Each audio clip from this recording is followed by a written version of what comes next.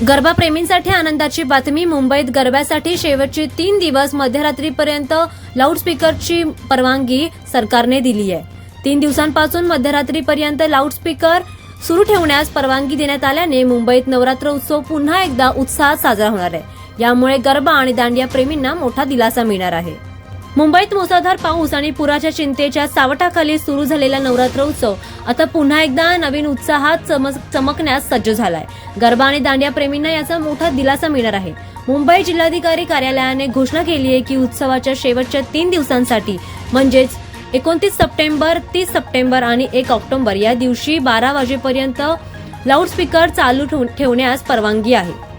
आठवड्याच्या सुरुवातीला लाऊडस्पीकरची अंतिम मुदत रात्री 10 वाजेपर्यंत मर्यादित होती, ज्यामुळे रात्रभर गरबा आणि दांडिया कार्यक्रमांची आतुरतेने वाट पाहणाऱ्या भाविक आणि सांस्कृतिक गटांसाठी उत्सव कमी झाला होता.